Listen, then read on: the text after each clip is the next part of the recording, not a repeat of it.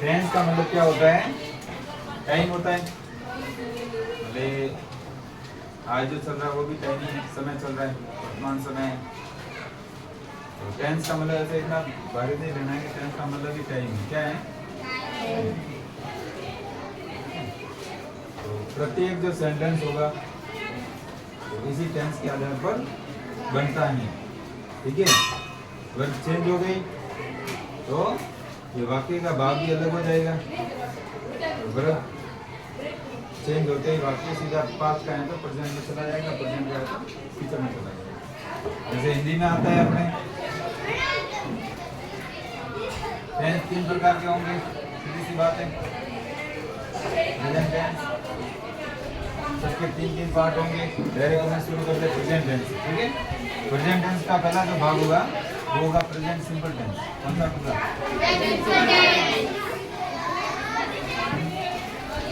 Present simple tense. Present simple tense में क्या होता है?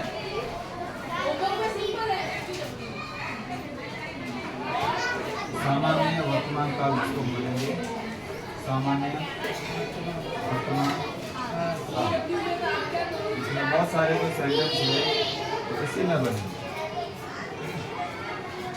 तो इसके लिए पहचान कैसे करोगे? पहले तो इसकी क्रिया देख लेते हैं। एक तो हेल्पिंग वर्ब होती है इसमें,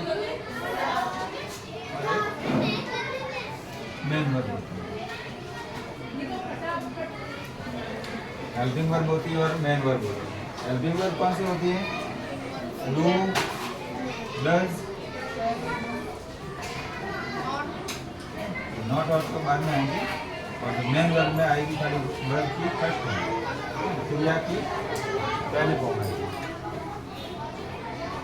अब डू डज भी आपको पता है कि इस टेंस में डू डज आता है, वर्ब की फर्स्ट फॉर्म आती है। तो ये पहचान कैसे करोगे? कौन सा वाक्य इस टेंस में लिखना है, कौन सा दूसरे में लिखना है, कैसे पहचान करोगे? तो हिंदी पहचान इसमें इस तरह से होगी कि हिंदी वाक्यों के अंत में, हिंदी वाक्यों के अंत में क्या आता है? का, ते, ती, प्लस, ओ, कांटे की प्लस यहाँ पे आता है।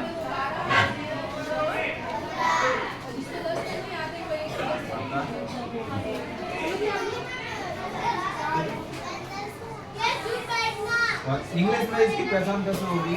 यदि हिंदी वाक्यों के अंत में तो अपन पता चल लगा लेंगे, तो हिंदी वाक्यों के अंत में भी आते हैं। अगर खाली जगह बढ़नी है तो आपको इंग्लिश में पहचान कैसे होगी? इंग्लिश आइडेंटिफिकेशन कैसे होगी? एडवर्ब आएगी इसमें। क्या आएगी? उन एडवर्ब से अपन को पहचान करनी है कि इस वाक्य में आपको किस टेंस की क्रिया बढ़नी है। पहले तो पहचान तो पता होगी तब आप हिंदी में वाक्य लिख पाओगे, हिंदी से इंग्लिश ट्रांसलेट कर पाओगे और इंग्लिश से इंग्लिश ट्रांसलेट कर पाओगे। ऐसे वाक्यों में जो एडवर्ब होगी, पहली एडवर्ब होगी ऑलवेज। ऑलवेज का मतलब हमेशा होता है। नेवर, नेवर का मतलब कभी नहीं होता है। यूजुअली, यूजुअली का मतलब होता है सामान्य क्या होता है। सेल्डम, सेल्डम का मतलब होता है कभी कभार होता है। जनरली, जनरली का मतलब भी सामान्य क्या होता है। डेली, डेली का मतलब भी रोज होता है। इसी तरह एवरीडे, एवरीडे, एवरी संडे। इसके आगे ये लिखेंगे सभी प्रेजेंट टेंस के साथ, प्रेजेंट सिंपल टेंस के साथ। ऑलवेज आ गया, नेवर आ गया। ऐसे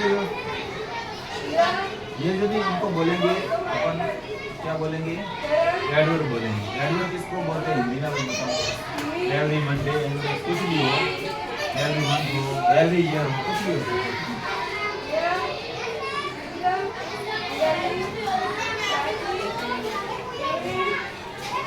जिसके आगे एवरी शब्द आए, प्रत्येक, हर साल, हर महीने, हर दिन, एवरी डे, तो ये सभी एडवर्ब पहचान कराएगी कि भाई प्रेजेंट सिंपल टेंस की, ठीक है। और हिंदी में अगर वाक्य आया है, हिंदी में अगर ता है, ती है, ते है, वो आया है तो ऊपर से होगा किस टेंस होगा, प्रेजेंट सिंपल टेंस में। जैसे हिंदी वाक्यों के अंत में हिंदी वाक्य में लिखता हूँ, जैसे राम सोता है, राम सोता है, तो इसके पीछे आया ता है, क्या है, हरीश खाना खाता है, हरीश खाना खाता है, ता है आया, ये झाड़ू लगाती, तो झाड़ू लगाती,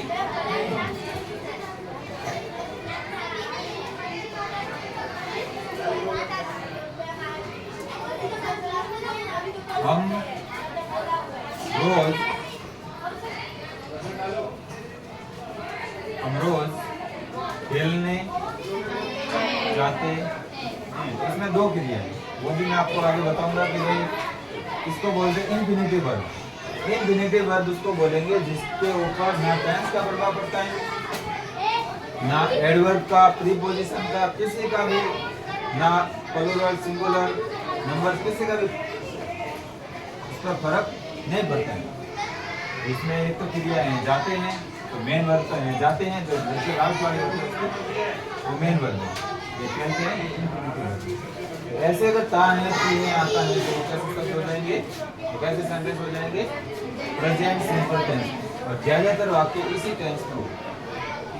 आई बस अब मैं इसके बाद आपको पहला अपन ने लिखा था राम सोता है, राम सोता है। अब यहाँ पर मैं एक वाक्य लिखता हूँ, फिर भूल इसका प्रभाव अपन देखेंगे, वर्ब के साथ में भी आएगा एस या ई एस है। एस या ई एस किसके साथ आता है तो आपको पता होना चाहिए, सिंगुलर सब्जेक्ट के साथ। सिंगुलर सब्जेक्ट के साथ में क्या आता है, वर्ब की फर्स्ट फॉर्म के साथ में एस या ई एस आता है। और प्लूरल सब्जेक्ट के साथ में, प्लूरल सब्जेक्ट के साथ में खाली वर्ब की फर्स्ट फॉर्म आती है। प्लूरल सब्जेक्ट के साथ में क्या आती है, खाली वर्ब की फर्स्ट फॉर्म आती है। इसी तरह अपन आगे इसको भी पढ़ेंगे। ये डू डज का क्या मतलब है, बार बार आगे प्रश्न उत्तर में आता है। Why do you think that Johnny has gone to find out the phone. आप क्या सोचते हो, आप क्या सोचते हो उसके बारे में, तो जॉनी गया था। इसी तरह से ये डू डज का भी अपन महत्व जानेंगे कि डू डज का मतलब क्या है। पहले खाली अपन इसके बारे में जानेंगे। सर ये सब्जेक्ट है, सब्जेक्ट बोलते हैं कर्ता को। सब्जेक्ट किसको बोलते हैं, सब्जेक्ट का मतलब होता है कर्ता होता है, और कर्ता का मतलब होता है कार्य को करने वाला, ठीक है ना। आपने देखा होगा जैसे कोई भी सामाजिक कार्य करने वाले जो लोग होते हैं, इसका नाम आता है सामाजिक कार्यकर्ता होते हैं। इस कर्ता का मतलब होता है कर्ता धर्ता। अपन बोलते हैं तो इसके काम में किसी भी कार्य को जो करने वाला होता है, कार्य करने वाला वो कौन होता है, कर्ता होता है। कौन होता है, तो यहाँ पर जो सब्जेक्ट है यानी कर्ता, काम को करने वाला, काम कौन सा है, पहले तो आपको देखना काम कौन सा, सोने का काम कर रहा है। सोने का जो काम कर रहा है वो राम है, राम हो गया अपने सब्जेक्ट। यहाँ लोड नहीं लेना है कि भाई कर्ता क्या होता है, सब्जेक्ट क्या होता है। सब्जेक्ट कुछ नहीं होता है, सब्जेक्ट सीधे जितना समझने के लिए काम को कर रहा है वो सब्जेक्ट है, सीधी सी बात। और ये क्रिया वर्ब अपन तो कहते हैं कि वर्ब क्या है, तो वर्ब यही है कि भाई कौन सा काम हो रहा है, सोने का काम हो रहा है, तो ये वर्ब हो गई।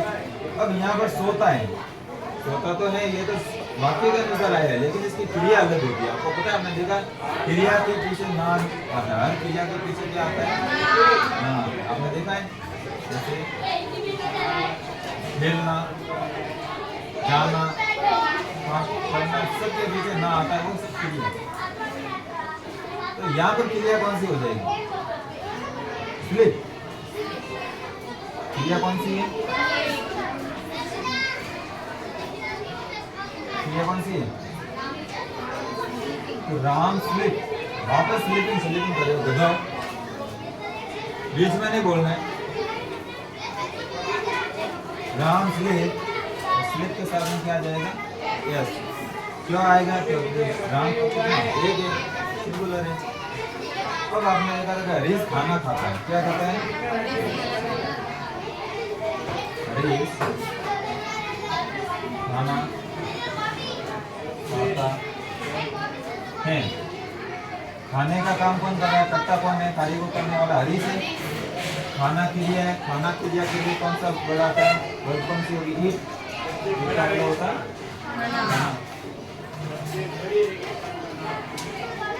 हरीश ईट, ईट। अब हरीश ईट है तो हरीश के साथ में ईट के साथ ऐसा है।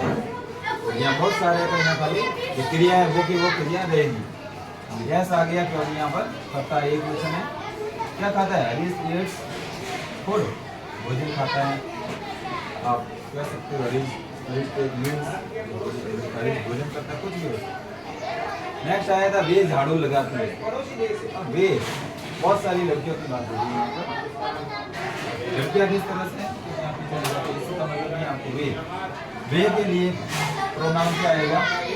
वे के लिए प्रोनाउन क्या आएगा?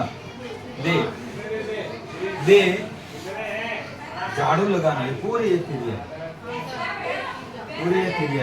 झाड़ू लगाना पूरी एक क्रिया है। झंडे वाला जो है, ठीक है, मैं ऐसे लिखता हूँ। झाड़ू लगाना आपने देखा होगा स्विप। झाड़ू लगाने के लिए क्रिया होती है स्विप। क्या होती है? स्विप का मतलब होता है झाड़ू लगाना। स्विप से बनता है स्वीपर, इसी स्विप से बनता है स्वीपर। और स्वीपर किसको बोलते हैं? मैटर को। किसको बोलते हैं? मैटर। जो झाड़ू लगाने का काम करते हो मैटर है। तो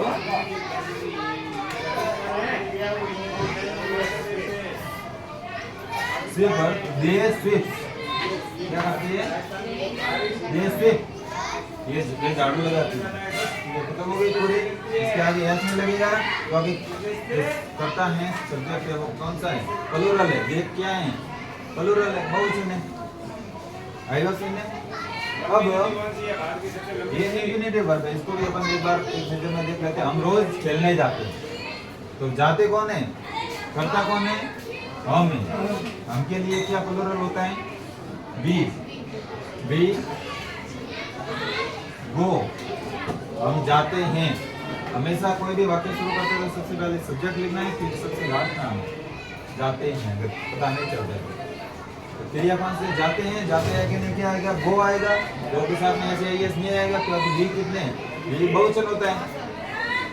वी भी बहुवचन है और आई भी बहुवचन गिना गया, ठीक है। भले एक है, आई का मतलब मैं एक होता है, लेकिन इसमें इंग्लिश में बहुवचन गिना गया। We go. अब ये इंफिनिटिव, कोई भी काम करने के लिए अपन जाते हैं, जैसे खेलने, पढ़ने या रोने, ठीक है, नाचने और भी बहुत सारी नाम, टीवी देखने। मैं और एक किताब खरीदने गया, ठीक है।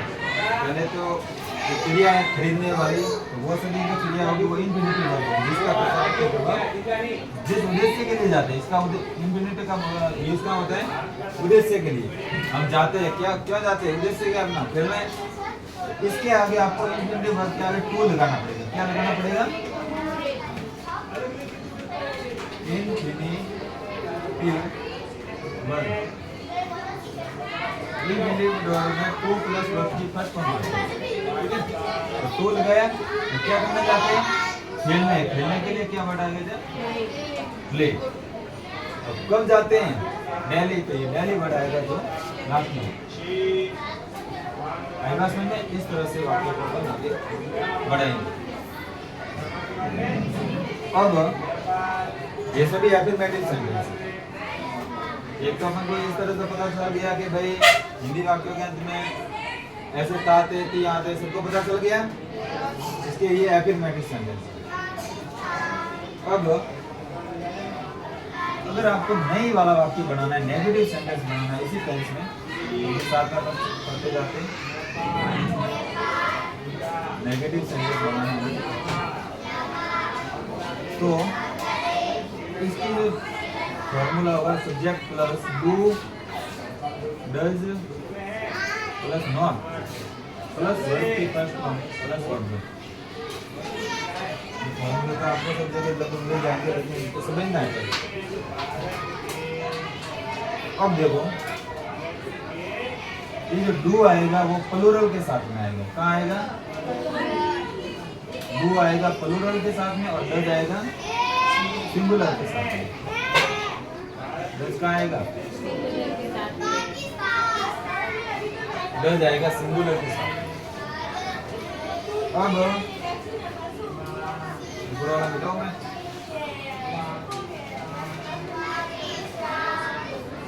इसको पॉज कर रोकना है।